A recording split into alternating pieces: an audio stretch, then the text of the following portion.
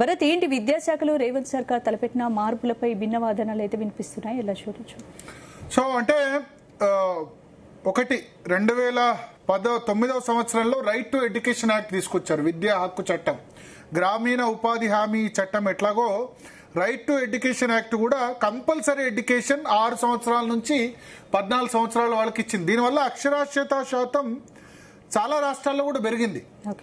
ఈ చట్టం తీసుకొచ్చింది యూపీఏ 2 గవర్నమెంట్. అయితే దానిలో ఏమని చెప్పారంటే నైబర్హుడ్ స్కూల్స్ అన్నారు. అంటే పొరుగునే స్టూడెంట్ విద్యార్థికి చాలా దూరం వెళ్లాల్సిన ఉండకూడదు విద్య కోసం.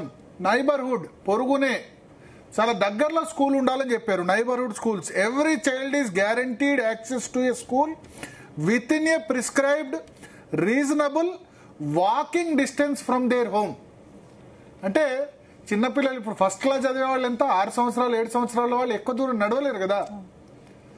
సో వాకింగ్ డిస్టెన్స్ లో స్కూల్ ఉండాలని చెప్పారు విద్యా హక్కు చట్టంలో.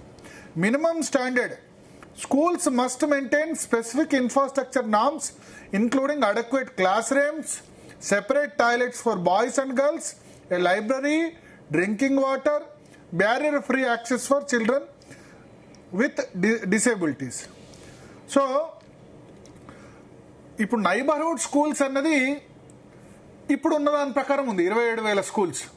ఇప్పుడు 27,000 స్కూల్స్ని ముఖ్యమంత్రి రేవంత్ రెడ్డి 4,000 స్కూల్స్ చేస్తామని చెప్పారు. అప్పుడు ఈ నైబర్హుడ్ స్కూల్స్ అన్న క్లాస్ ఏదైతే ఉందో అది పోయే అవకాశం ఉంది. వాకింగ్ డిస్టెన్స్ అంటే సరే మాక్సిమం 7 సంవత్సరాలు 8 సంవత్సరాల పిల్లలకి కిలోమీటర్ కంటే ఎక్కువ దూరం ఉండకూడదు స్కూల్. కానీ ఇప్పుడు 4,000 స్కూల్స్ చేస్తే గనక ఏమవుతుందంటే విద్యార్థి దాదాపు 15-20 కిలోమీటర్లు కూడా ప్రయాణించాల్సి వస్తుంది. డ్రాప్ అవుట్స్ పెరగచ్చు, ఇంకేమన్నా కూడా కావచ్చు. డ్రాప్ అవుట్స్ కాకపోవచ్చు, ఎందుకంటే ఇప్పుడు ఇదివరకు డ్రాప్ అవుట్స్ ఉండే, బట్ ఇప్పుడు తల్లిదండ్రులు కూడా అవేర్నెస్ వచ్చింది.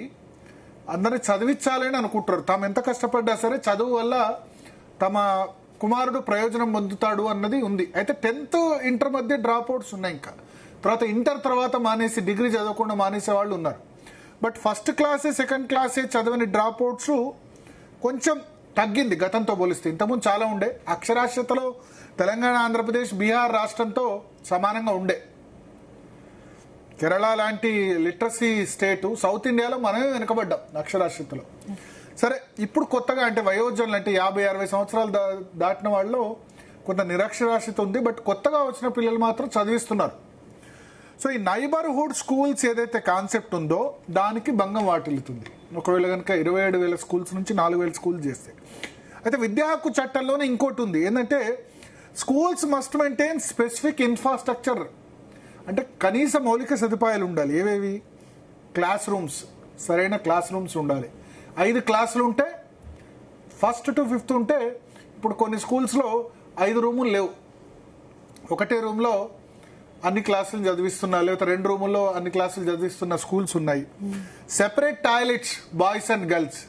టాయిలెట్స్ ఉంటున్నాయి కానీ దానికి నీటి సౌకర్యం లేదు, దాన్ని క్లీన్ చేసేవాళ్ళు లేరు. విద్యార్థులతోనే టాయిలెట్ క్లీనింగ్ చేయాల్సిన సిచ్యువేషన్. లైబ్రరీలు చాలా స్కూల్స్లో లేవు. డ్రింకింగ్ వాటర్ ఫెసిలిటీ ఇబ్బందే. Barrier free access for children with disabilities. అంటే వికలాంగులకి చాలా ఈజీగా స్కూల్ మెట్లు ఎక్కకుండా మార్గం, ర్యాంప్ లాంటిదో అటువంటిది ఉండాలి. అవన్నీ చాలా లేవు.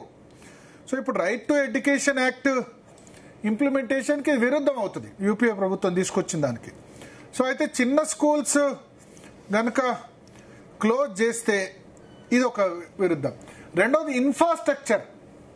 అంటే మౌలిక సదుపాయాలు అన్నవి ఇప్పుడు మరి రేవంత్ రెడ్డి చెప్పినట్టు 27,000 స్కూల్స్లో మౌలిక సదుపాయాలు కల్పించడం కష్టం. ఇన్ని స్కూల్స్లో చేయాలంటే రాష్ట్ర బడ్జెట్ అందుకు సపోర్ట్ చేయదు. అందుకనే ఆయన 4,000 స్కూల్ చేసి అన్ని స్కూల్స్లో మంచి బడ్జెట్ ఇద్దాం, మంచిగా చేద్దామని ఆయన భావిస్తున్నారు.